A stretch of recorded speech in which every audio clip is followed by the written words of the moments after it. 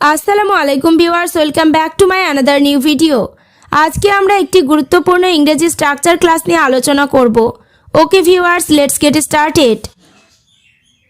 তোমার সাথে কথা নাই বা বললাম, ওখানে নাই বা গেলাম, ভালো নাই বা হলাম, ভালোবাসা নাই বা পেলাম। আমরা দৈনন্দিন জীবনে এই ধরনের বাক্যগুলি ব্যবহার করে থাকি। স্ট্রাকচার ব্যবহার করে কিভাবে বাক্যগুলিকে বলবো সেটি দেখে নিই। স্ট্রাকচারটি হলো 2 + V1 + object plus nothing of. নাই বা পেলাম অথবা নাই বা হলাম এই অর্থে স্ট্রাকচারটি ব্যবহার করব। এবার আমরা কয়েকটি এক্সাম্পল দেখে নেব। তোমার সাথে কথা নাই বা বললাম, to speak with you nothing of.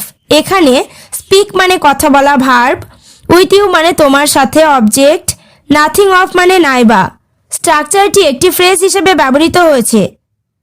Two speak with you nothing of মানে তোমার সাথে কথা নাইবা বললাম।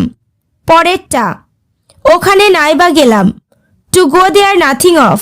এখানে গো মানে যাওয়া, দেয়ার মানে ওখানে, to go there nothing of মানে ওখানে নাইবা গেলাম।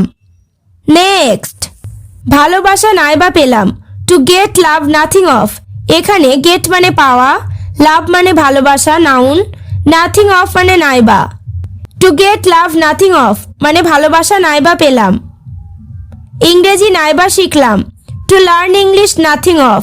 এখানে লার্ন মানে শেখা, to learn English nothing of মানে ইংরেজি নাইবা শিখলাম। নেক্সট, ভালো নাইবা হলাম, to be good nothing of. এখানে বি মানে হওয়া, গুড মানে ভালো, নাথিং অফ মানে নাইবা।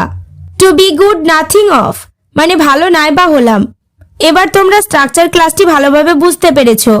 তাহলে আমাকে নাইবা বললে, এখানে নাইবা আসলে বাক্যগুলি ইংরেজিতে কি হবে কমেন্ট করে জানিও। ওকে ভিউয়ার্স, আজ এই পর্যন্ত। চ্যানেলটিতে নতুন হলে চ্যানেলটি সাবস্ক্রাইব করো, লাইক শেয়ার কমেন্ট করতে ভুলো না।